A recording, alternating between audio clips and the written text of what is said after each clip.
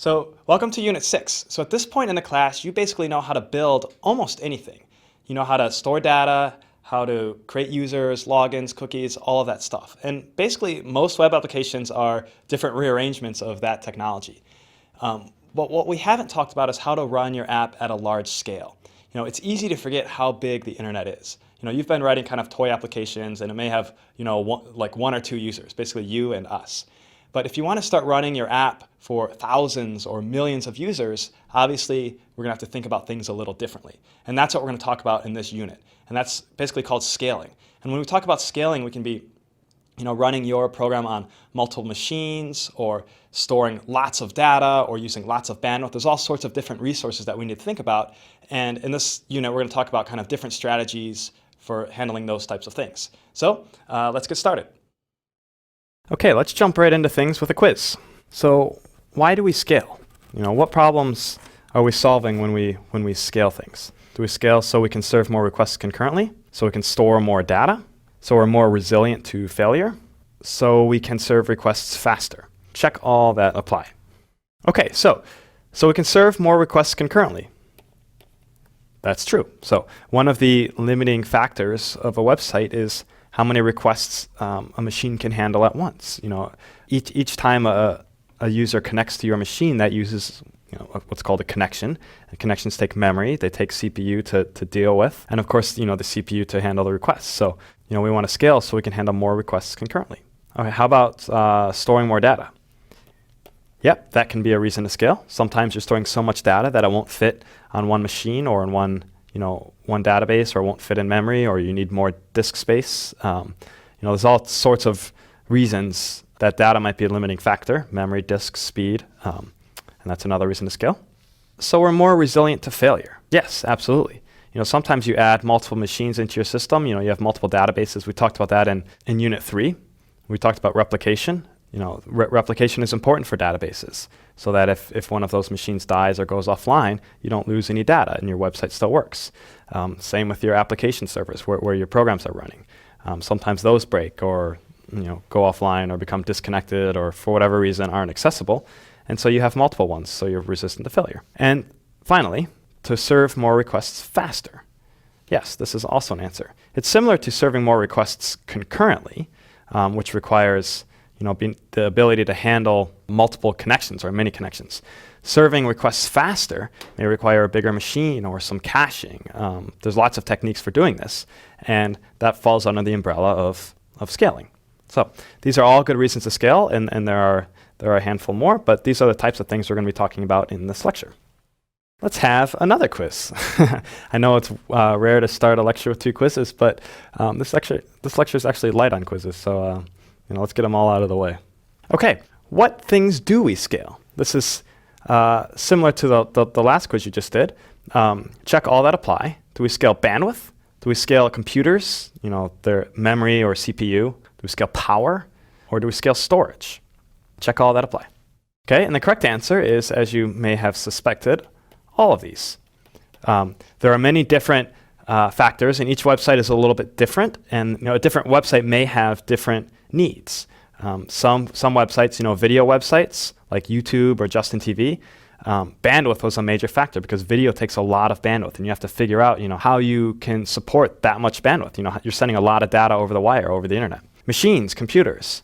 Very often, CPU is a limiting factor. If your website does a lot of computation, you may need a lot of computers to handle all of the traffic, to do computation for everybody. Or maybe you're running out of memory. You're storing a lot of data, or you're caching a lot of data in memory. You may need to store that data across many computers to make it work. Power. If you're adding lots of computers, power is actually something you need to start thinking about. I visited Google once, and it was cool. They had a map on the wall of where the big power plants in the world were. They were building data centers near power plants, so they could always have powers. And storage, of course, this is similar to memory. Memory, disk space, or technologies that fall in between. If you're storing a lot of data, many websites store a lot of data. If users are submitting content to you, photos and status updates and comments and that sort of thing, that starts to become a big factor in your decision making. And how do you store all of that data? Facebook has so many photos; they have unbelievable amount of disk space required. to manage all that information. And Google has basically the entire internet indexed, and that they have to store. They basically store. Google stores the entire internet across all of their machines, so they can do searches quickly. So all of these are things you need to scale, and of course there are other things as well. But I just want you to keep in mind that every website is different. Every website has different needs and different limiting factors, whether it's machines or bandwidth or power.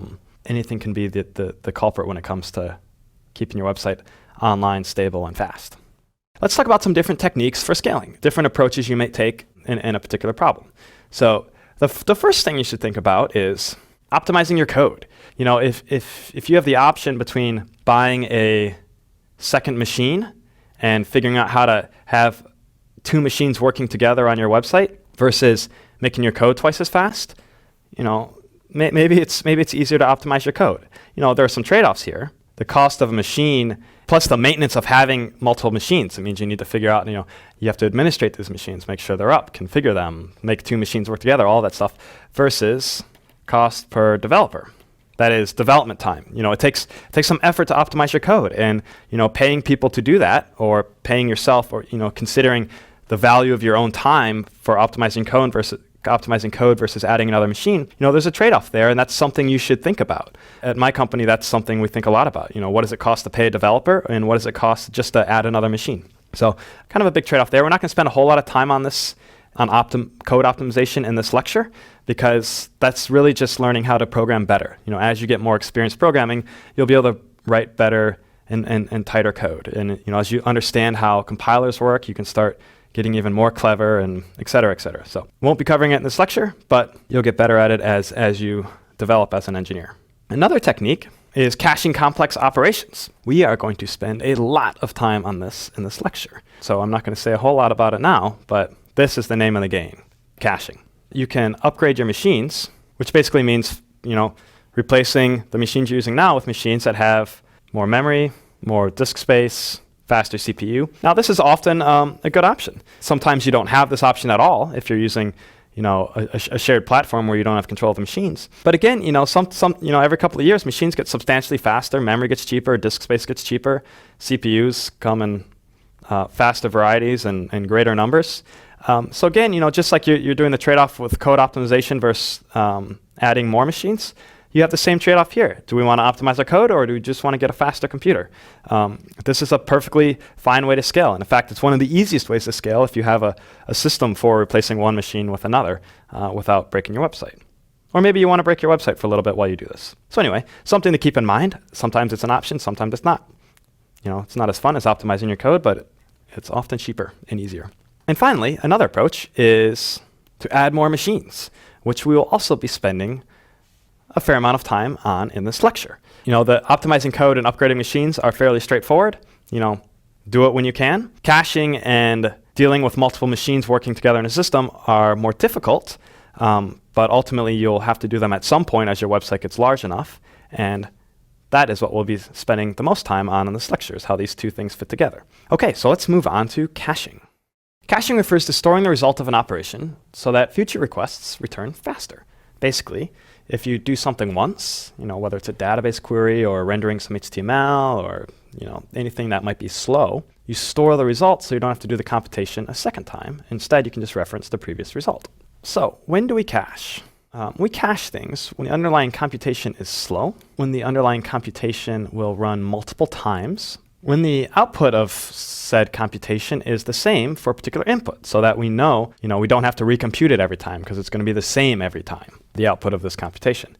And another good reason, for when we cache, when your hosting provider charges for DB access, which applies to you right now. Google App Engine gives you a fixed number of reads and writes to the data store in a particular day, and if you go over that, you have to pay for it. So even if your website doesn't get a whole lot of traffic, caching requests so they don't have to hit the database over and over is a fine way to save some money. And that'll be an example we start with shortly. So whenever you have a situation where you have the slow computation that you're running multiple times with the same output over and over, you should cache it. You should store that result somewhere else so that you don't have to run that computation over and over. So let's talk about how that algorithm looks.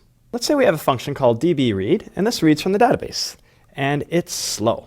let's say it takes 100 milliseconds to run this query, which is slow for a database query, but not unheard of. And you're serving thousands of requests. If every request that comes in to your website has to hit DB read and that takes 100 milliseconds, that means you can only do 10 requests a second. Or you start doing multiple requests at the same time, and your database starts to get pummeled because it's trying to do this complicated query all at the same time, and this 100 milliseconds maybe turns into 200 or 300 milliseconds or 500 milliseconds. Who knows? When your database is under load, it starts to really get angry at you. So if we wanted to cache this DB read, let's talk about what this algorithm would look like. If we were to kind of write in pseudocode here, we would have something that looks like this. If the request we're making is in the cache, return the cache version of that request. And in this case, I'm pretending cache is like a dictionary, and the request that we're making is a key into this dictionary. And that's generally the structure of a cache. A cache is basically a large hash table, a large mapping of keys to values. You know all about hash tables. A hash table works perfectly well for this. So if our request is in the cache, return the cache value of that request. Else, store the value of this DB read in a variable, put that variable in the cache for future lookups, and then return that variable. So basically, instead of calling DB read on every request, the first thing we do is check to see if that request is in our cache. And if it is, we return the cached value. This is called a cache hit. And only if that request isn't in our cache do we actually run our query. And this is called a cache miss. And what we do on a cache miss is we actually do our operation and store the result of that operation in our cache and then return that result. So future requests will just bounce off the cache. Now, if you're using a hash table, depending on the size of that hash table, we're going to probably do a lot better than 100 milliseconds. We're probably going to be talking about less than 1 millisecond, which would be quite a big speed improvement. Now, of course, if this hash table is huge and you're caching lots of things, hash tables have their own performance characteristics that you'll have to take into account. But you can get substantial improvements just by taking the slow pieces of your code and wrapping this simple algorithm around it, which is the focus of our next quiz.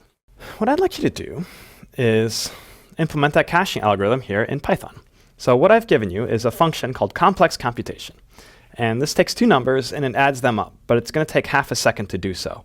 The time.sleep function causes Python to just sleep or wait for however much time you want. In this case, I have it sleep for half a second. So what I want you to do is use a dictionary as a cache, and it's defined right here, it's called cache. And I want you to make this function cached computation use this cache to store the results of calling complex computation on different inputs. So if we pass in the same inputs A and B twice, I want the second running of this function to use the cache. The first one will do the actual computation. And we'll be grading this by picking different values of A and B, seeing how long the first one takes to run, and then seeing how long the second one takes to run. And the second one should run substantially faster. Here is my solution. We're using the dictionary as our cache. We're going to use A and B as the key to this cache. So I just made a variable here called key, which is just a tuple of A and B. And in Python, you can use a tuple as a key in a hash table. Not all hash tables work this way, but the dictionaries built into Python are really convenient. So the first thing we do is we say if key in cache, and if so, r equals cache key, which basically looks up that value in our cache. If it's not in the cache, we run complex computation. We set cache key to equal r, and then we return r.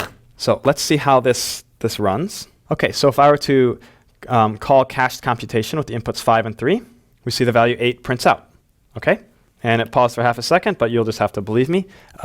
Let's add some extra information here so we can see how long it's taking to run. Okay, the first thing I'm going to do is I'm going to store in a variable called start time the current time.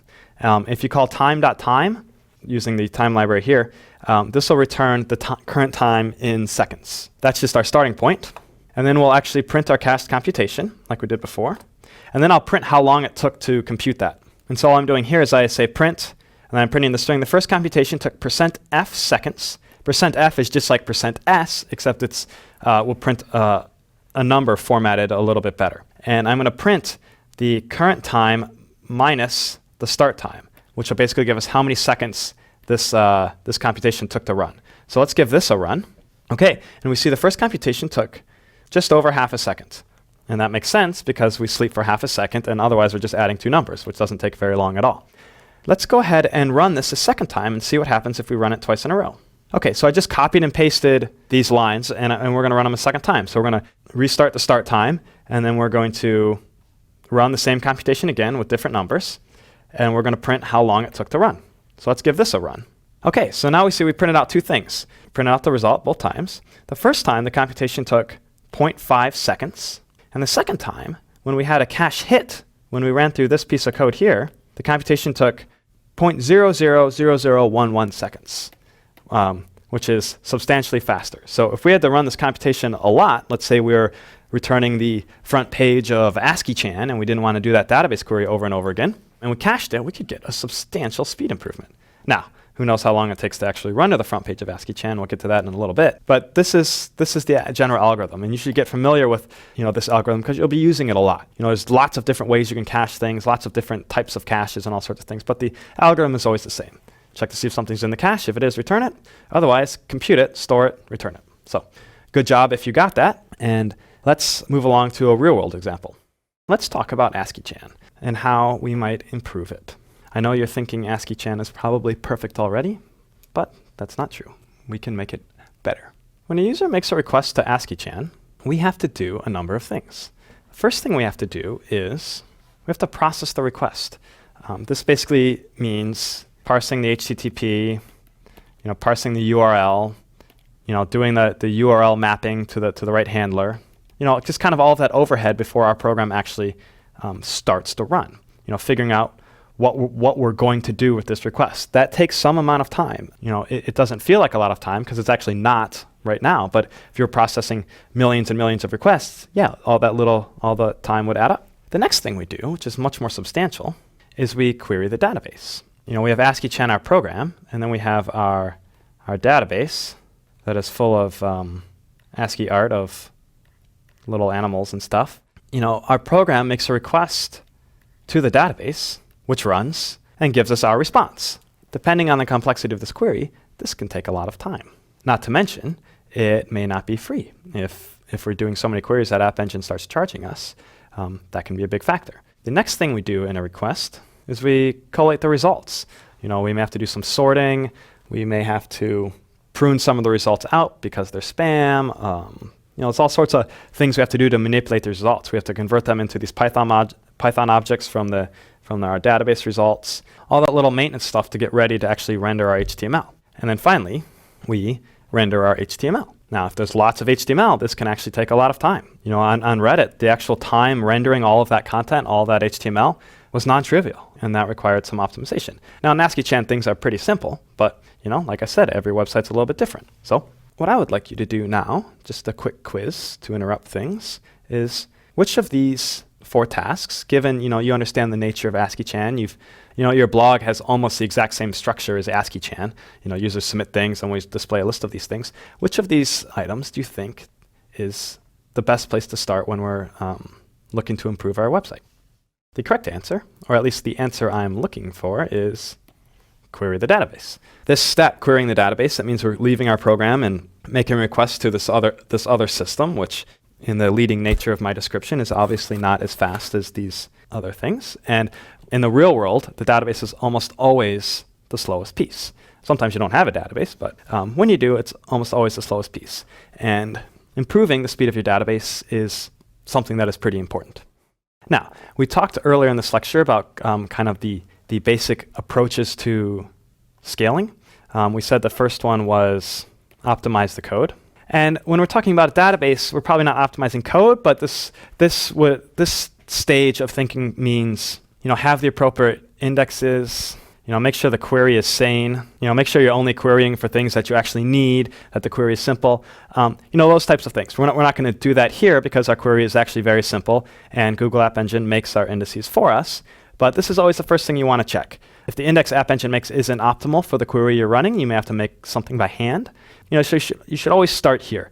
The first step is limit the work the database needs to do in the worst case. Let's assume we've already done that because we have for ASCII-Chan. Something else we talked about was adding more machines. We don't really have control over that in this particular situation. App Engine manages that for us. If you're not using App Engine, maybe you need to add more machines. Maybe you need to start doing replication or sharding or those techniques. Now, if you've ever tried to do those techniques on your own, you know that they're very difficult. They're very complex. And this is usually adding more machines when we're talking about a database is kind of the last resort for scaling. Something else we talked about was using bigger machines. Again, we don't have a whole lot of control over that on App Engine. I think you can upgrade machines a little bit, but let's say we're done messing with that, or maybe we're tired of paying for database queries and we just want to get to the fun part, what we're going to spend this lecture talking about, which is caching. A very simple thing we can do after we've optimized the database and we don't want to fiddle with more system administration is cache this query. In AsciiChan, the front page of AsciiChan only changes when somebody submits. So that means it's a good opportunity to cache what we actually store. And that is what I'm going to do right now, is add a little bit of caching to AsciiChan. Okay, you all remember AsciiChan. It's online at AsciiChan.com. You remember how it works? We can type in a title, and then we can draw some ASCII art, or in my case, paste it. And when you submit the art, you see a listing of all the previous arts submitted to AsciiChan. The way this works in the code, when you do a get on AsciiChan, we call this function called renderFront, which is defined here. Okay, so this renderFront function, basically what it does is it runs this data store query written in GQL that looks up the 10 most recent pieces of art. So limit 10, that's how we know we're looking up 10. Order by created descending, so that orders them by the time they're created. This where ancestor equals art key is a data store technique for basically ensuring that your query is consistent. I had kind of wanted to talk about that in Unit 3, but things seem to be getting a little complex. If you read the data store docs and kind of search for the word consistent, you'll see what this technique is referring to. So anyway, not super important for our purposes, but just so you know why that's there. It's not required. If I got rid of this at our scale, the site would behave exactly the same. So then what we do is we actually run that query. Remember, this just defines the query. When you iterate over the query, or in my case, turn it into a list, that's when you actually go to the database and get the results back. And remember, I turn it into a list here so that I don't accidentally run the query twice when I iterate over it again here, and then again when we actually render the page. I just want to run the query once. So what we want to do is cache this query, because our front page isn't going to change very often. Most users come to AsciiChan and just look at the front page. We don't need to hit the database over and over and over again every time a user does that. That's just going to cost us money, waste Google's resources, and generally just make the world a worse place. So first thing I'm going to do is I'm going to pull out this piece of code into its own function, so it's a little bit easier to manage. Okay, I'm going to call this function top arts. It's not going to take any parameters because we're just returning, we know what the query is going to be. The query is going to be the same every time. Okay, so all I've done is I created this function top arts, and I copied this code. Actually, I cut this code from renderFront and moved it into this function, and then we make the query, we run the query, and then we return the result. And then in renderFront, we just call the top arts function. So everything should behave as it did before. We can go ahead and give that a test. Here's our front page with our art, and if I were to reload this page, we see that nothing's changed. So nothing big there. We didn't expect anything to change, and nothing did. Okay, so let's go back to the code and start making our improvements. Now, one thing we're going to want to do is we want to have a way of telling ourselves when we're actually running this query, so we can actually test to make sure our code is working. Now, I'm not a Google App Engine Pro, but I'm going to add a little statement like this, logging.error, and we're just going to say this db query. And this will print out in our error console the string db query. Now, normally you should use logging.debug for this purpose, but the debug mode in App Engine is driving me nuts right now. So this will be a little bit easier for me to demonstrate. I'm going to have to also import the logging module for this to work. I'll go ahead and do that. Just import logging. So this should print in the console every time we run a db query. And let's see if that works. So here is AsciiChan, and I'm going to hit reload on this page, and then I'm going to go to the terminal, and we can see that I'm printing error db query. That's my string. And then we can also see that the browser fetched /, which is the actual request to AsciiChan, and also request favicon, which, since I haven't created it, just 404s. So now we have this printing, and we can see that every time I reload the page in the browser, we get these lines again, and I see the words db query right before the request. What we want to do is we want to get rid of these words without just commenting out the logging statement. Okay, so let's add some caching, and we're going to use the same algorithm we used in that quiz that you guys just implemented. We're going to create a dictionary, and we're going to call it cache. Now, we have to have a key to cache. I usually like to store my keys in a variable. In this case, I'm just going to call the key top. This is how we're going to store how we're going to reference the result of this query in our cache. And then we're just going to rewrite this function to use the caching algorithm. So if key in cache, arts equals cache key. Else, we want to run our query. So we run our query in the else statement, and of course we want to store the result of our query in the cache. And then we return our arts. Okay, so pretty simple change. Now we're caching the result of this one query. Let's see if it works. We go to our browser, I hit reload. The page loads with no errors, so that's good. And then I go to my console, and I see that it printed out db query and has the results. Now if I were to reload this page again, no error. And I go back to the console, and I can see that we made a second request. Here it is, get slash, but this time there's no db query. So if I were to go to our front page and hit reload, trust me that I'm doing it. You can kind of see it blinking a little bit over and over again. And then I go back to the console. We can see a bunch of requests, but no db queries. That's pretty cool, huh? So now our front page is a lot faster. Let's submit a new piece of art to ASCII-Chan here, or at least my local ASCII-Chan. This is going to be a picture of beer. Looks like it's from Hofbrauhaus. And I click submit. My beer did not appear. I still have my original art from before. What do you think happened? Okay, we have broken submissions. We can no longer submit to ASCII-Chan. I submit something, but we're only seeing the cached page. So here's what happened. What we did is we made a request to ASCII-Chan, who made a query to the database, which came back with a response. And then ASCII-Chan stored that result of that query in a cache. So now we've got all of our artwork in our cache, and we use the data in that cache to send the result back to the user. Now, when we submitted a new piece of art to ASCII-Chan, we wrote that art to the database, and then we redirected the user back to the front page. The user then requested the front page again, at which point ASCII-Chan said, well, the data's already in the cache. I don't need to check the database. And return the value from the cache again, straight to the user without the new value. This is a problem. It means now submissions are still working. They're going to the database, but because of the new cache that we added, all of our requests are bouncing off the cache, and the cache isn't getting updated, which is resulting in it appearing as though submissions are broken. Which brings us to our next quiz. How can we fix our stale cache problem? And stale cache, of course, refers to the fact that our cache is stale. We submitted new content to our database, and our cache is now out of date. That's referred to as having a stale cache. Should we improve our cache to automatically expire things after some time? After we submit, should we just clear the cache? Or after we submit, should we update the cache? Or don't cache at all? It's not going to work, and we should find a different solution. There are multiple good answers in here. Check all of them that apply. Obviously, if there are multiple good answers in here, don't cache isn't the solution, and given that this is the content of our lecture, we're going to continue with our caching. So let's look at these other three. Improve the cache to automatically expire after some time. I'm not going to count this as correct, although it is possible. And actually many caches, and the main cache we'll be talking about shortly, has this ability. But it doesn't solve our problem here, because if things automatically disappear out of the cache after some amount of time, there's no guarantee that that's going to coincide with our submission time. So let's look at the other answer. After submitting, clear the cache. Yes, this will work. This basically restores the cache to the state that it was in before we did a request. So you submit some art, we store it in the database, and then we blank the cache, and then the next page load clears the cache. Another answer, after submitting, update the cache. This also works, but it makes things more complicated. So in other words, after submitting a piece of art, we update the database, and we immediately update the cache at the same time, so that the next page load of the front page has an updated version of the art. This would work, but it's more complex. So let's start with the first solution. After we submit, clear the cache.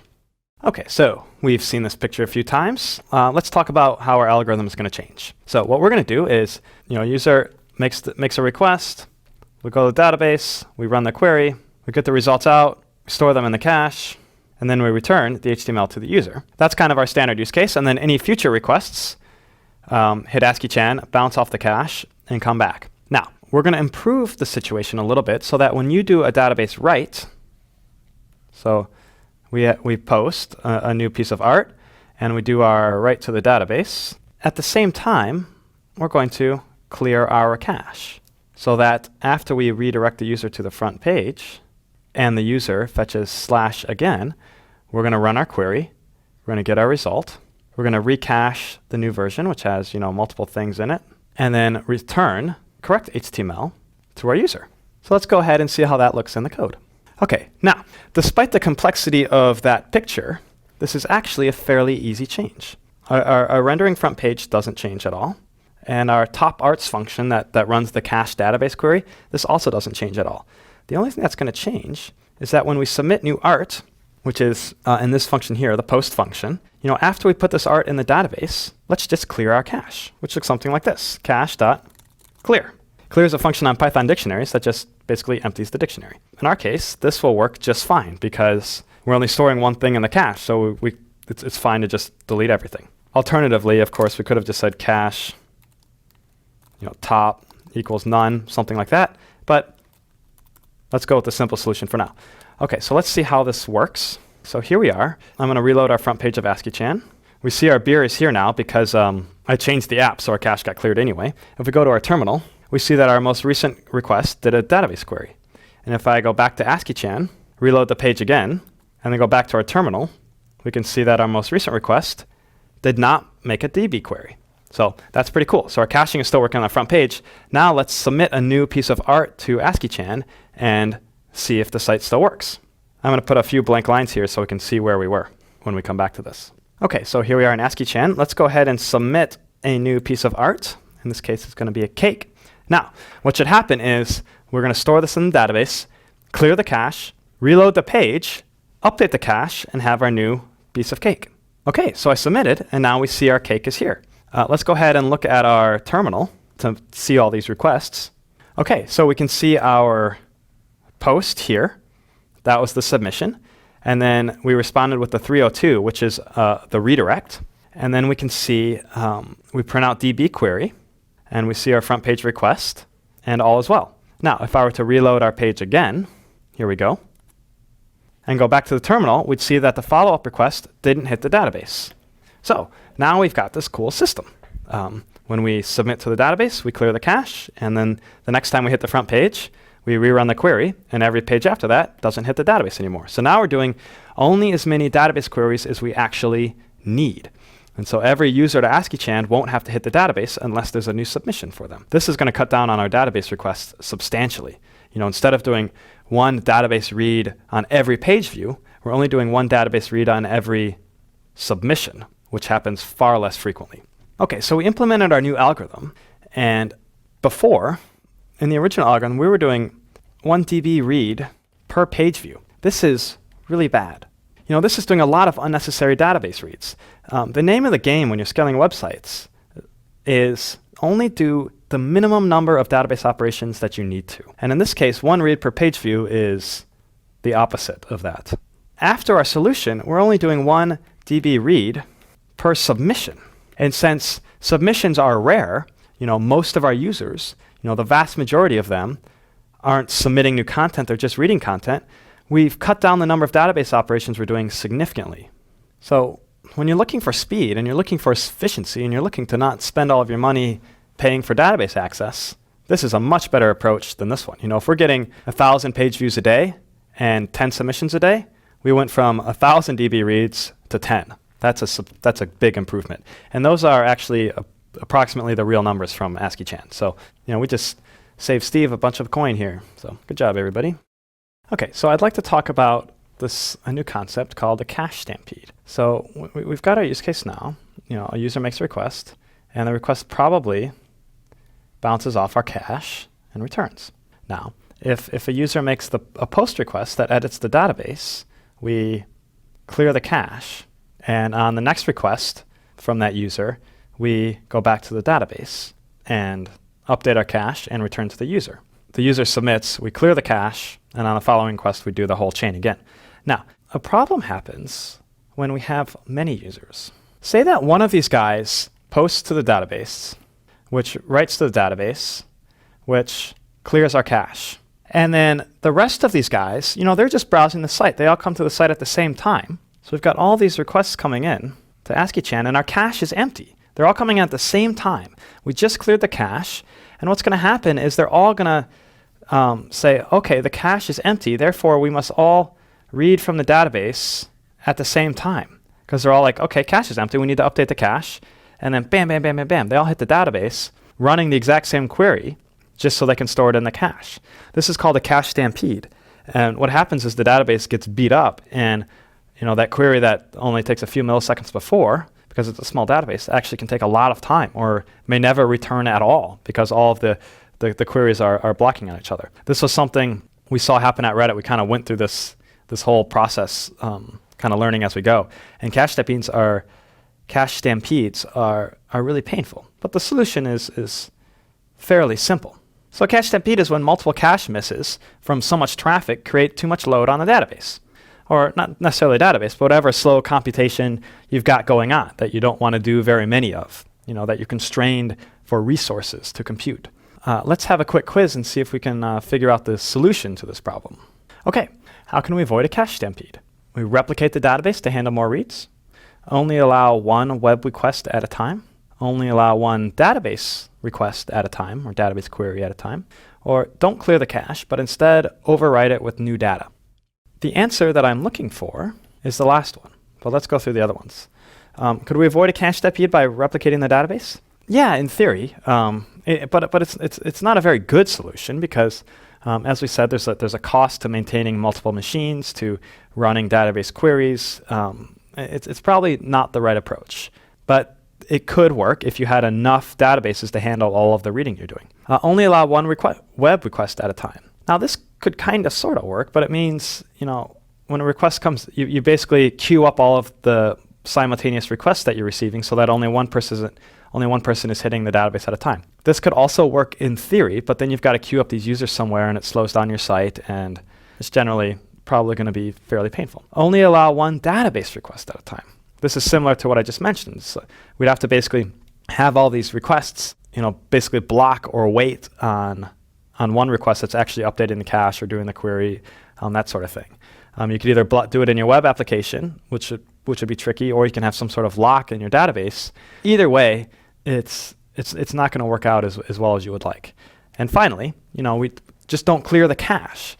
Instead, overwrite the cache with new data. So there's never this in-between time between when we write to the database and when we read from it again, where the cache is empty. Make sure the cache is always full or warm. Basically, we refer to a cache hit as it's hit a hot cache or a warm cache. That means the data is already in there. And this is a very simple approach, and this is what we'll go with. Let's go ahead and implement this in ASCII-Chan. Okay, so here we are in our ASCII-Chan code. This is our line where we cleared the cache. We don't want to do this anymore. Instead, we want the cache to just go ahead and update when we submit a new piece of art. We're in our post function for creating art. So the way I'm going to do it here is I'm going to make a function. I'm going to make this function toparts take a parameter called update. And what this parameter is going to signify is that if update is false, it's going to behave normally. But if update is true, we're going to update the cache. We're never going to read from the cache if update is true. So I'm going to use that parameter here. If not update, so basically if update is false and the key is in the cache, return the cache. Otherwise, run the query. So basically if we set update to true, we'll always run the query. And then what we can do is we can go down. We don't need to change the reading. This basically says update false. We don't want to update the cache every time. We don't want to force that update. We want to go down here, and instead of calling cache clear, we want to say toparts true. This is going to rerun the query and update the cache. So that means the user who does the submitting triggers the rerunning of the front page query, and any users who are reading at the same time, who are loading the front page at the same time, won't ever hit the database. That means a page view will never hit the database. That's a very good quality to have. Let's go ahead and make sure things still work. So I reload the page, everything still works. I look at the terminal. We see that there was a DB query that we just ran. Reload the page again. We see that there's no database query. Now let's go ahead and submit a new piece of art. Okay, I'm going to submit a new piece of art. This is of the Linux Penguin tux. Now, when I submit this, what's happening is we're inserting the new piece of art into the database and updating the cache. Now we can see that the redirect, the page reload worked, and our little tux was in fact submitted. And we go to our terminal, we look at what happened. We can see the start of our query. We've got this little error message from when we looked up the IP from that feature we had last week. We can see that in our console, we're printing DB query in the post request. These log lines aren't written until after the request is finished. So we're writing tux to the database. Then we're reading the database to get the 10 most recent items. And then we're redirecting the user. That's the 302. And then on our next front page request to get slash, there was no database write.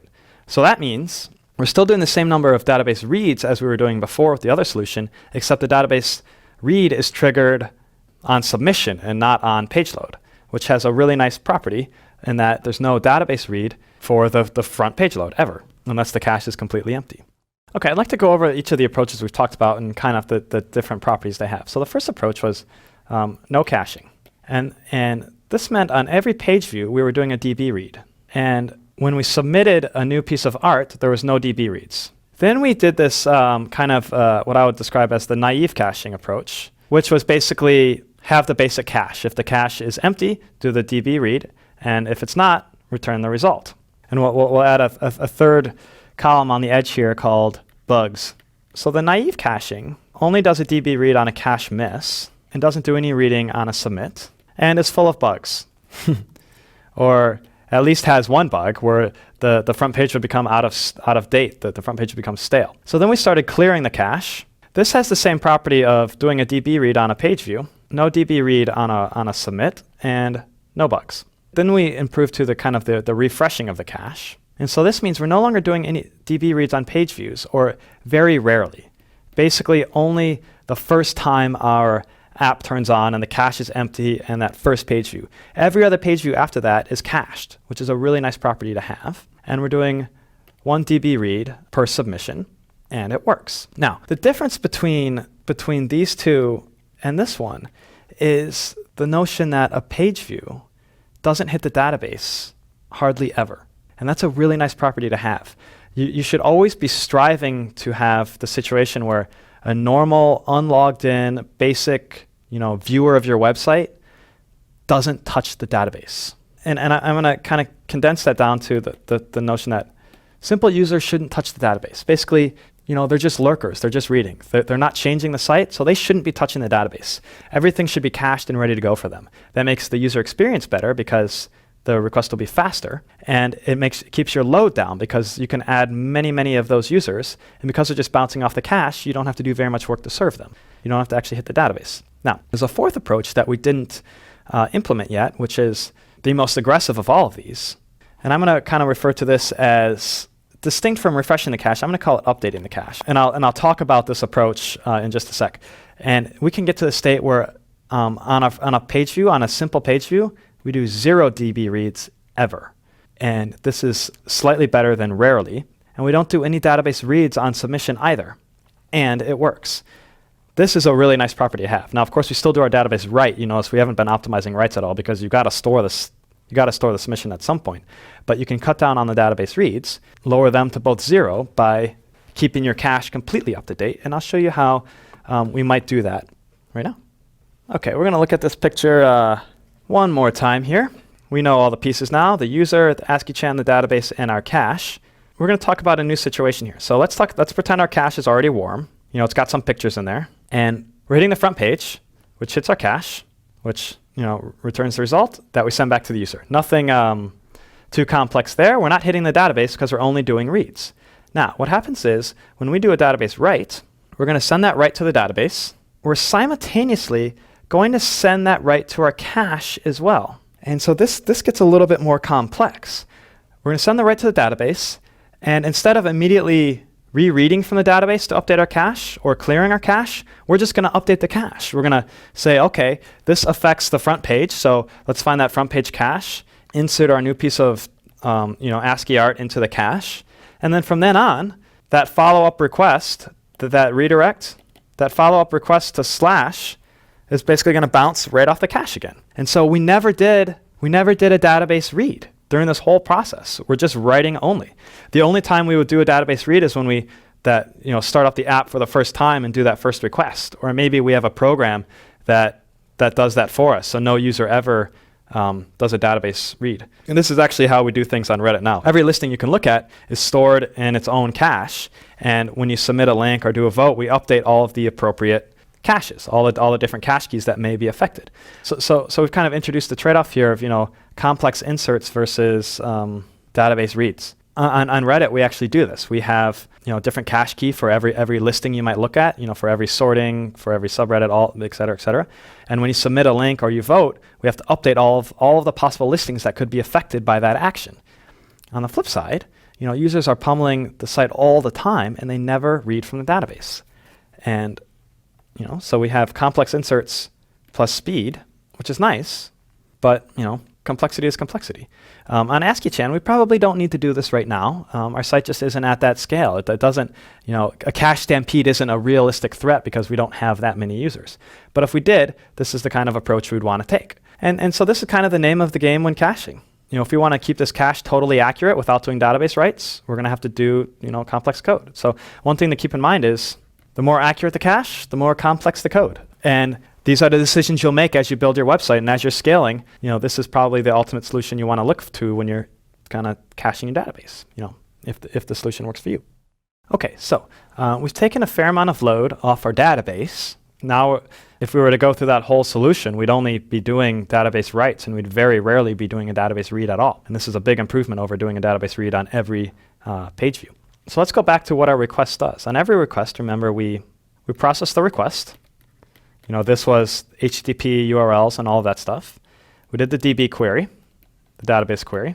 We collated the results, which for ASCII-chan or the blog there's not really much involved in that at all. And then we rendered the HTML. So we've improved the database query, but what if we want to improve these other pieces? We can use caching to render our HTML. That's definitely a technique there. And we can actually use another technique on handling all three of these parts of the request, which is adding additional app servers. And this looks something like this. To date, conceptually, we've basically had one program running that handles all of our requests in your blog and in ASCII-chan. We've got this simple program. Requests come in, responses come back out. But if we have so many requests that one machine can't handle it, what we can do is we can add multiple machines to take up some of the load. And so all these extra requests can go to all these machines, and these machines, may be interacting with the database. They may not be. Presumably, they have their little caches that we just implemented that lives in our program. And this helps. So how do we get requests to multiple machines? Well, there's a piece of technology that sits between the user and all of your app servers called a load balancer. And this is a special machine. It's a physical machine, just like your app server might be, or just like your database server might be, that's optimized for doing one thing, for spreading requests across multiple machines. So what happens is, this load balancer has a list of all of the app servers that are in existence, and requests come in from the outside world, many, many, many of them, and the load balancer decides which app server to send the request to. Send one here, then send one here, then send one here. And it can keep going through that process. And the reason this load balancer can handle all this traffic while the app servers can't is the load balancer isn't doing anything other than taking in the request, choosing a server, and forwarding the connection along. It doesn't have to parse HTTP, or it may only parse minimal HTTP. It doesn't have to, it's not doing database queries, it's not rendering HTML, it's not going to the cache. It's doing almost nothing at all, other than deciding which server to send a request to. You probably won't ever have to write one of these, but it's good to know how they work. And when you're using App Engine, Google kind of does all this for you. They'll automatically create new servers running your program and scale it. You can actually go into the App Engine admin page and see how many servers they're using to host your app, which is pretty cool. Normally, this is a really challenging thing. And not knowing how to do it the first time, this took me a little while to figure out when we were scaling Reddit. That doesn't mean I'm not going to make you understand these things a little bit deeper. So there are a couple algorithms a load balancer can use to determine which server to send traffic to. The simplest one is probably just to randomly choose a server. A request comes into the load balancer, and the load balancer just picks a server and sends the request there, which will probably work pretty well. Over time, if you have enough requests, each server should get about the same amount of load. Another approach is round robin. And round robin just means the load balancer is going to choose one server at a time. First this guy, then this guy, then this guy, then this guy, just in order. That's also a fairly simple algorithm. And then some load balancers are really smart, and they know what the load is on each server, how many requests are outstanding at each server, and it may use some sort of load-based algorithm to say, this guy's already handling like 5 requests, and this guy's not doing anything, so let's send future requests here until things even out. There's lots of approaches to doing this. What I'm going to ask you to do now in the form of a quiz is implement a basic round-robin algorithm.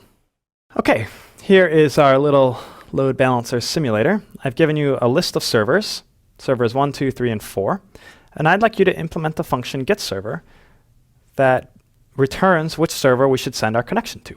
It should return in order 1, 2, 3, 4, and then cycle back over to return 1. There are a number of ways of doing this in Python. I'll include some links in the instructor comments for some different approaches that might work. The way we'll test it is we'll just call your function a bunch of times and see what it returns. So good luck.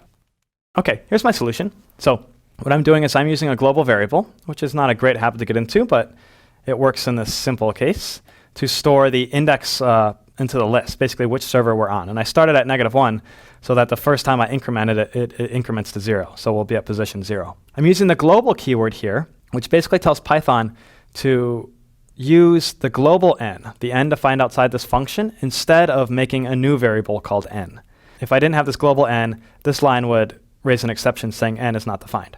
And then what I do is I return the index into the list of servers, the correct position. So, and the way we do this is we say n modulo length of servers. So the length of servers is 4. And if you don't know how the mod operator works, basically what it does is it says, give me the remainder of doing the division. So what this means is we take n divided by length servers, and then we take the remainder of that. That's what modulo does. So if it's 0, we say 4 goes into 0 0 times. If n is 1, we say 4 goes into 0, or 4 goes into 1 0 times with a remainder of 1. And so we get index 1. And so as n increments, once n is 5, we say, length servers 4 goes into 5 one time with a remainder of 1 again. So it loops over. So if we were to give this a whirl, it would print out something like this. Okay, so if we go ahead and run this, we see our output server 1, 2, 3, 4, 1. So simple enough. That's how round robin load balancing works. Like I said, you probably won't have to implement this anytime soon, but there you go. Okay, so back to this picture real quick. I drew these little caches. These were the little caches we were using before. Remember, our program ASCII-Chan presently right now is using a dictionary cache to store its stuff. And when we have multiple app servers, this can create a problem because we have multiple caches, which brings me to my next quiz. Why is our dictionary cache problematic with multiple app servers? It's not. This is actually a trick question. Multiple app servers means multiple caches. How do we keep those caches in sync? Each app server may have to hit the database to update its cache, or it will be caching data redundantly. Check all that apply. Okay, answer number 1. It's not. This is a trick question. It's actually not a trick question. Multiple app servers means multiple caches, and so we have to keep them in sync. Yes, that is one source of problems we are going to face. We have multiple app servers. Let's draw a picture. We've got our database, and say both of these guys have their little cache here. Let's say both these caches are warm. They've got their stuff. Let's say a database, a post comes in here that results in a database write, which results in a refreshing of the cache. Now we've got one app server with an up-to-date cache and another app server with an out-of-date cache. And so if a read comes into here, we're going to get stale cache. And that's no good. So we got to figure out a way of keeping these caches in sync. Each app server may have to hit the database to update its cache. This is a problem. Let's say the situation is both of these caches are cold. They're empty. And 2 read requests come in, or many read requests come in. This is similar to the cache stampede problem, where each of these app servers is going to want to update its cache, which means it's going to have to hit the database. So that's problematic as well. Now, of course, we can alleviate some of these problems by updating the cache on writes, but we'd still have to find a way of keeping these guys in sync with one another, which is a little tedious. And the final answer will be caching data redundantly. I'm not accepting that one in this quiz as a bad thing, because very often you do cache data redundantly. That's kind of what a cache is, right? You're storing data redundantly. And I'm actually torn on whether this should be considered a downside or a plus side or kind of neutral. But for our purposes, we want to focus on these problems, which is keeping these caches in sync and limiting the number of database requests we do. Now, the solution we're going to approach here is going to change this architecture a little bit. Instead of each app server having its own cache, we're going to move caching into its own process. And so now both these app servers will use a shared cache. And so this cache actually behaves very similar to the database, except the queries are much simpler. They're just key value pairs, and it's probably only in memory. And there's technology designed specifically to solve this problem, which is to be fast and used as a cache, which is different from a database, which is designed to run complex queries on huge amounts of data. This piece of technology is called memcached. And we're going to be spending basically the rest of this lecture learning how to use memcached. Memcached is a very fast in-memory cache. It was built by a company called Jenga to power a website called LiveJournal. And before Facebook took over the world, LiveJournal was a very popular site where people had their own blogs, kind of like Tumblr or Blogspot. I don't know, a bunch of things that have risen to take the place of LiveJournal. But LiveJournal was a very popular site back in the day. And when I say back in the day, I mean 2003 is when Memcached was released. Now, just about every website on the internet uses Memcache these days. I don't know about Google, but certainly it's used by Facebook, it's used by Reddit, it's used by YouTube, Twitter. It is an essential piece of software when you're writing web applications. And in fact, other than Linux itself, Memcache is probably the piece of software that's most in common between every website online. It's pretty astounding. It's very, very simple, and it's very, very effective at what it does. Okay, so to draw a bigger version of that picture I did on the quiz, how Memcached fits in, it looks something like this. Memcached is a process. Often you run it on its own machine, but you can also run it on the machines with your app servers. And it's a very simple system. The algorithm doesn't change. A request comes in, we check Memcached. If our response is there, we send it back to the user. If it isn't there, we check our database instead and write to Memcached. As we've been doing, the algorithm should be pretty familiar to you by now. What's handy about it is all of these app servers can interact with Memcached. Memcached is fast enough and can support many, many sockets that it works very well in this scenario. Also, most Memcached libraries have built into it this notion of having multiple Memcached machines. Because Memcached is just a key value store, it's like basically a giant hash table, you can hash on the keys to decide which server to send your data to. And because it's a cache, it's okay if you lose data from time to time, because you'll get the authoritative copy out of the database. And this distribution of keys over multiple servers is generally handled by the library. Sometimes you have to do it yourself, but most libraries in the Python library we'll be using in this class just abstracts all of this for you, so you don't have to deal with it. It's very common to actually run a little Memcache server on each machine, and then have each app server, communicate to all of the caches, and you kind of get this big ball of connections. But everything works out okay. So Memcache is a very simple protocol, and the operations it does are very simple. So ultimately, we're going to be storing keys to values, where the keys and values are both strings. And the operations look something like this. We've got set, and this takes a key and a value. We've got get, this takes a key and returns a value. And we've got delete, which takes a key and deletes the key. There are other operations, and there are actually a few other parameters here. But these are the basic ones. And you can see with these three main operations, set, get, and delete, we could actually implement all of the caching we've been doing in ASCII-Chan in a system that will scale a lot better than having just a dictionary in our process. It also means that if the advantage we get from using Memcache is if our process restarts, we don't have an empty dictionary anymore. We have our Memcached, and our content lives on. So what I'd like you to do first is implement a fake version of Memcached. Okay, so in this quiz, we're going to pretend that you're writing Memcached. And at the heart of Memcached is a dictionary. It's a big hash table. So what I'd like you to do is implement these four main Memcached functions. We just talked about three of them: set, get, and delete. And I'd also like you to write flush. Let's go through what each of these should do. So set takes two parameters, key and value, and it sets the value of key in cache to equal value. And it returns true after setting the data. The importance of this will become apparent in the next quiz. Get takes a key, and if the value is in the cache, it returns the value. And if it's not in the cache, it returns none. Delete takes a key, and it deletes that key from the cache. And flush takes no parameters and clears the entire cache. And so the behavior you should see after you've implemented this is if you were to set x to 1, it would return true. If you were to get x, it would return 1, because we just set it to 1. If we were to get y, which doesn't exist, we would see none. And if we were to delete x and then get it, we would see none. None of these functions should be particularly complicated. Go ahead and give that a try. Okay, here are my answers. As you can see, basically, Memcache, because it's a hash table, and dictionaries in Python are hash tables as well, the semantics line up really nicely. So all these functions are very simple. Set cache key to value, no problem, return true. To get, we actually can use the get function that's built into Python dictionaries, which is basically says get key. And if the key is not there, it will return none. If we had typed something like this would raise an exception. If the key isn't in the cache, Python would complain. And the get function is used to avoid that problem. Deleting a key in the cache. So first what we do is we say if the key is in the cache, then delete it. And this is the Python syntax for deleting something from a dictionary. Another way of doing this would be to use the pop function, which is built into Python. And what basically this says is find the key in the dictionary, and if it's there, return it, otherwise return false. And if you don't have this false, this will raise an exception. I find this approach to be a little bit more readable, however, so which is why I did it that way. And of course, flushing the cache is easy. You just call clear on the dictionary. And let's give all of these a run real quick to see if they work. I'm going to go down to my test little test harness here and uncomment all these operations, and then we'll give this a run. And we can see that things work. We set x to 1, and we get back true, which is what we expected. We get x, and we can see the value is 1. We get y. The value is none because y is not in the cache. And then we delete x and then try to get it, and we see that x is now none.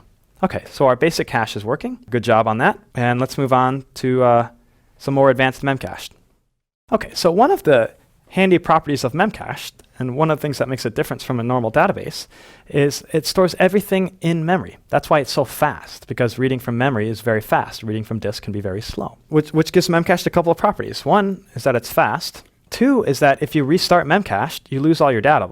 So it's not durable. You know, if you have to restart that machine or restart memcached, the data isn't on disk. It's just in memory, and it disappears. So you need to keep that in mind, that memcached is really just for caching, not for storing permanent data.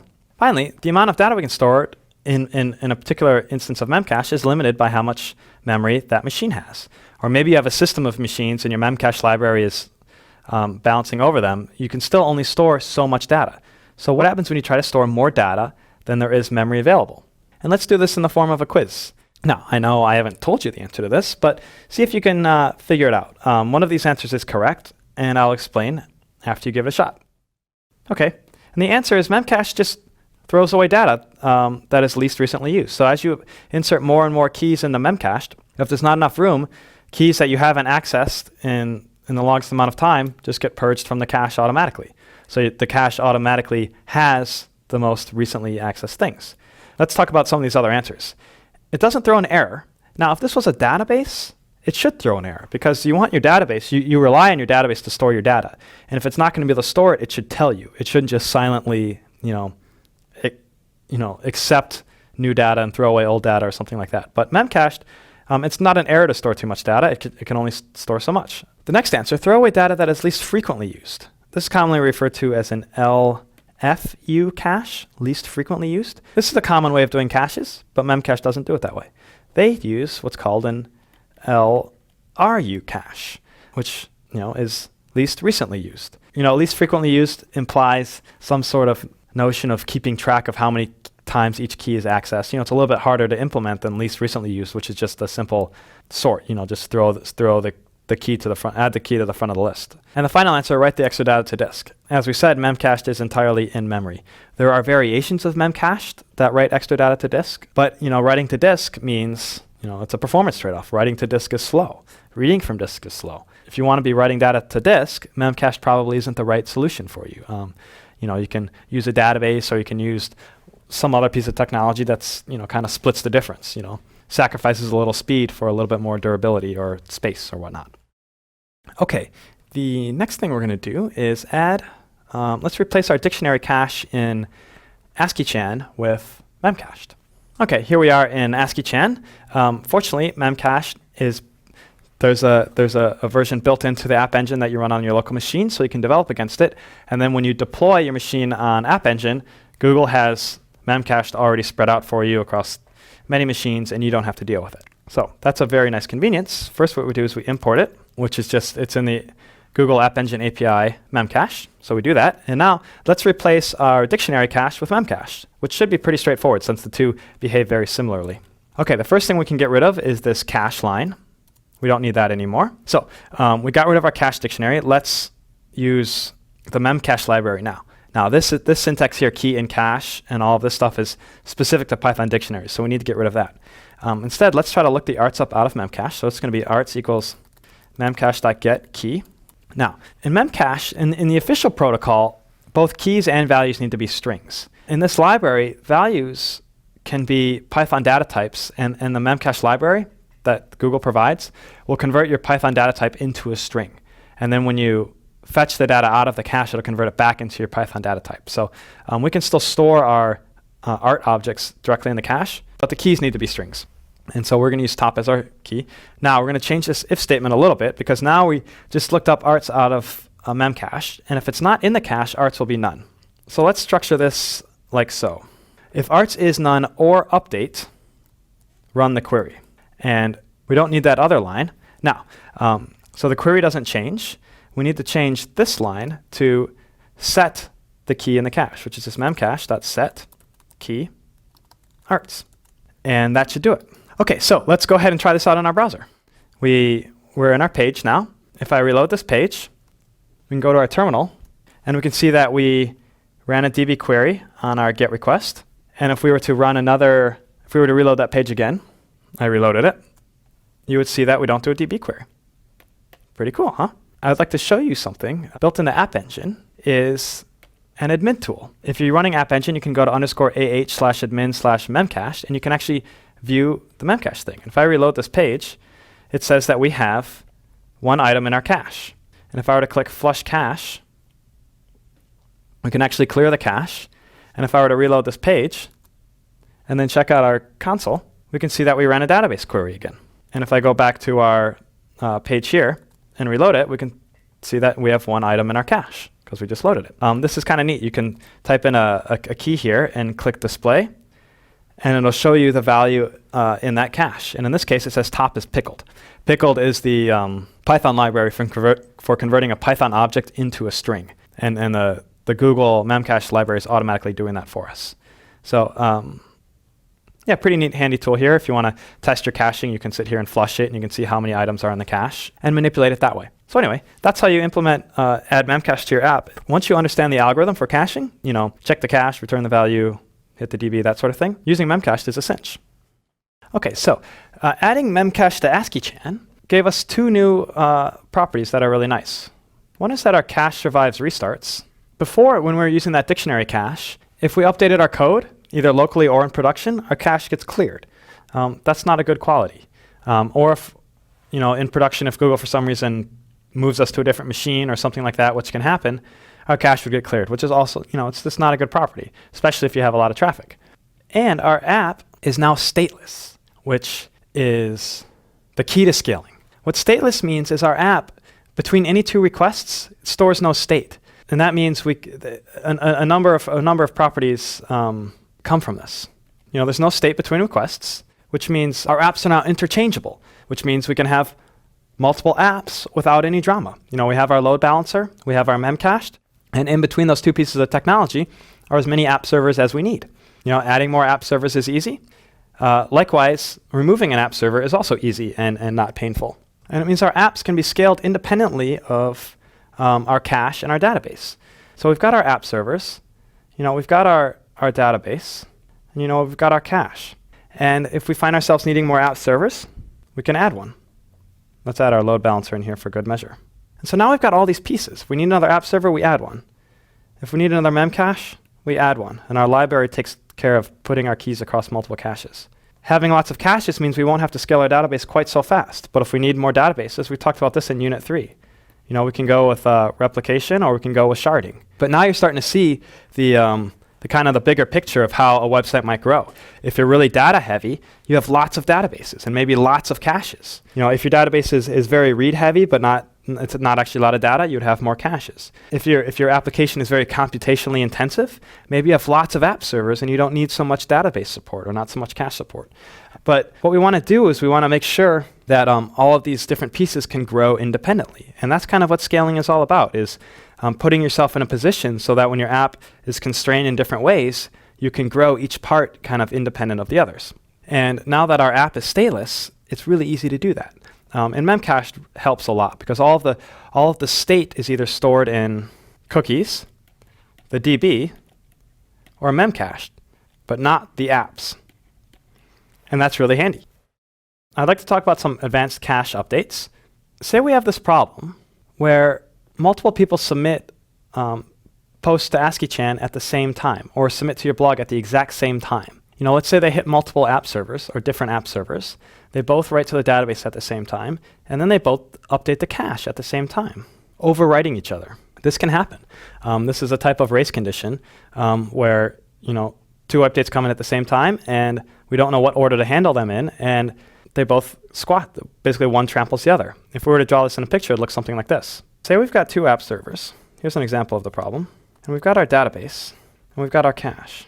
And say we've got elements in our database. We're going to call them 1 and 2. And these app servers are both going to get requests from the user to submit a new entry into our database, a new piece of art for ASCII-Chan. And this happens at the same time. So this guy may submit element 3, and this guy may submit element 4. So our database is in sync because databases enforce these constraints. You can insert as many things as you want at the same time, and the database will order it all for you. But here's the problem. Let's start with version 1 of this problem, which is each of these app servers is manipulating the cache directly. So this guy inserts element 3, and so he writes to the cache, and he says, the database looks like this. And just as he does this, this app server finishes inserting item 4 into the database, and he's not communicating with this app. He overwrites the cache to instead look like this, 1, 2, 4, because this app server, remember, we're not doing another query from the database. We're just manipulating the cache directly. This app server squashed the other app server's update. That's a problem. Now, let's look at another way this problem can happen. Say we were using the first approach we talked about, where when we write to the database, we immediately do a read from the database and update our cache that way. We can still have this problem. First, this app server inserts element 3 into the database, and then it says, okay, let's rerun the query so we can update the cache. But at the same time, this other app server inserts element 4 into the database, and it also wants to rerun the query. So each of these has a view of the database. This first app server thinks it's 1, 2, 3, and this other guy thinks it's 1, 2, 3, 4. Now, there's no guarantee that this first app server will write to the cache before this one, because things can happen out of order. Your app server can have a slight delay. There can be a network glitch. There's going to be any number of reasons why this app server might run, might have a little hiccup, and this guy writes, or this guy gets to write to the cache first, 1, 2, 3, 4, and this other guy comes and tramples on top of them. So there are a handful of ways where these app servers can, overwrite each other. And if we were redirecting the user to our front page to do the cache update that way, the odds of this happening is even more likely, because it's not going to happen quite so fast. We've got to go all the way to the user and back before we update our cache. So that's the problem. Multiple app servers overwriting each other in the cache, because the cache doesn't have any transactions. It doesn't have any of the fancy stuff that the database has. In the database, we just say insert this element. But on the cache, we say the list of elements is this. So we can't just insert at the front of it. Let me introduce one solution to this problem. So Memcache has a way of avoiding this problem. It actually has a couple ways. The first one we're going to talk about is called CAS, which basically stands for check and set. And this basically makes two different, it adds two commands to the protocol. One is called gets, and this takes a key, and this is instead of get. And what this returns is the value plus what they call a unique, which is basically like a hash of the value or a counter. It's some value that's unique, specific to this value in Memcached. And there's another command called CAS, which takes a key, a value, just like set would, and also a unique. And basically, the way this function works is, for the key that you're setting, if the unique matches the unique that came out of Memcached, overwrite it with the value and return basically true. But if you don't pass in a unique, or the key isn't in the cache, or the unique has changed, don't set it and return false. So basically what this allows you to do is it gives you these two commands that prevents you from two people overwriting the same key in the cache. So if we have two app servers, so if they both run this memcache.gets on a particular key at the same time, they'll get two return values. They'll get the value, I'm going to call that v, and the unique, we'll call that u. And if one of these app servers updates key by calling CAS, he wants to update key to the variable stored in y using the unique u, this will succeed. It'll return true. And if this guy tries to do the same thing, Memcached will only accept one write at a time. It does it very, very fast, but only do one write at a time. So if this guy tries to run the exact same code, mc.cas, we're going to set key to a variable stored in y, passing in u, this one will return false because this app server got there first. And the unique value stored in Memcache changed. What both these app servers would really do is the code would look something like this. R equals, and then while R equals false, then you have u v equals mc.gets, r equals mc.cas, k, y, u. So you have this loop where you basically, get the new unique out of the memcached and then try to set it. And then once you're setting the unique that you got out of memcached, or that is the unique that's stored in memcache now matches the one that you got out, you know that you made the correct edit. Now, generally you only use this when you're doing kind of a destructive operation to the cache, like you're updating a list. If you're just overwriting something, you don't need to worry about it. But if you're kind of manipulating an object and the order of manipulation matters, you can use something like cas. And so what I'd like you to do is go ahead and implement these functions in our fake memcached. Okay, what I'd like you to do is implement the functions gets and cas. I'm in the file with our toy memcached. We've got our other functions, set, get, delete, and cache is just a dictionary, whose behavior mimics memcache for the most part. What I'd like you to do is implement gets and cas. So gets takes one parameter called key, and it returns a tuple of the value stored in the cache and a hash of that value. A simple hash we can use is you can use the built-in Python function hash on the built-in function called repr on the value. So repr turns any Python object into a string representation of it, which will work for our little test case here, and hash just returns a simple hash of that string. And if the value is not in the cache, you just return none. Now, cas is the more complicated function. This sets the key to equal value in our cache and return true if the cache unique matches the hash of the value that's already in the cache. If the cache unique does not match the hash, we don't set anything and we return false. If you look down here, we've got our test functions. The top few are the same ones we had before, and down here you can see what we've got. So here's setting x to 2, and then we print gets x, and this is going to print 2 and then a hash. It's not going to print the word hash, it's going to print a number. And then we're going to call cas, trying to set x to 3. And in this case, I'm going to send in just 0, which I know won't be the hash, and the cache should return false. And then if we run cas again with the correct hash, the one that was returned from gets, we should update the cache and return true. And if we print get x, we should see the value 4, because that's what we set it to here. Okay, good luck with this. Okay, and the solution is like so. Gets is pretty simple. First, we just call normal get on the cache.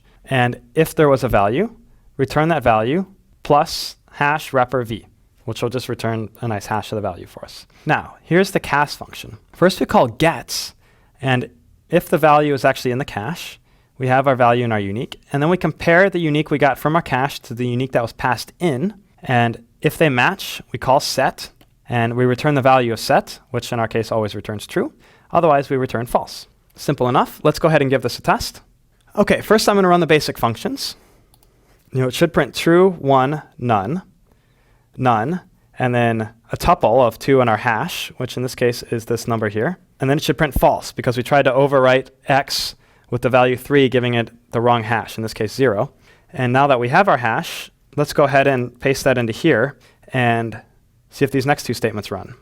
Okay, so I click run again. And we can see that we are printing all the original commands still run. The hash is still the same. This cas command here, set x to 3 with cas unique value of 0, prints false because unique doesn't match. What the unique should be is this value here. And when we try to set x to 4, we see true. And when we get x, we can see that it was properly set to 4. So that's how gets and cas work. They're built in the memcached. You won't ever have to implement them. But now that you know how they work, you'll be able to use them in production that much better. And you have another tool in your toolbox for dealing with complicated caching issues. Okay, so after all of that, that leads us into another quiz, which is, why do we separate our services? Check all that apply. Is it so that they can be scaled independently? Is it to increase the fault tolerance? Is it so that two very different processes aren't competing for resources on the same machine? Or is it so they can be updated independently? And the answer is all of the above. As we just spoke about, it's nice when you have a separate app server, database, cache, all those separate pieces, because different web applications have different needs. And over time, you may add features that strain the system in different ways. So having all these separate systems means they can be scaled and operated independently. Increasing fault tolerance is a great reason. You don't want to have the fact that your caches are bad to ruin, other parts of your website. Maybe parts of your application don't need the database or don't need the cache. There's no reason why one system should, ruin another. Or if you lose them at one cache machine, you shouldn't lose the ability to handle app server requests as well. So two different processes aren't competing for resources. We didn't really talk about this one, but when you've got an app server and a database on the same machine, they use your computer in very different ways. And having two machines running, one an app server and one a database, in many cases under high load will actually doubly outperform a single machine, because you've got the machine can make use of its own caching, the processor cache and the OS cache and all that sort of stuff, that will be constantly being trampled by your app server trampling your database's caching and vice versa. So separating processes that behave wildly differently from each other onto separate physical machines makes a lot of sense. And also, so these systems can be updated independently. Say you want to switch from Postgres to MySQL, or you want to switch from Memcache to Redis or something like that. Well, there's no reason why you need to take down the rest of your site to do that. You can update these pieces one at a time, as you need to. So these are all reasons why you want to separate your services. And it's good, even if you have all of these services on the same machine initially, that there's some kind of walls between them, so that have them communicate over TCP or communicate over some other subsystem, such that when you switch to having separate machines, you don't have to rewrite your whole web application. You don't have to re-architect everything. You're just kind of moving different programs around. So that's kind of one of the big keys to scaling. That's kind of it for the main portion of this lecture. There's not going to be another quiz, but I just want to show you some more pieces in what would be of kind of a full web stack for a major website that we haven't really talked about yet. So we spent a lot of time in this lecture talking about the app servers and databases and cache and the relationship between all of these things. We also mentioned briefly a load balancer.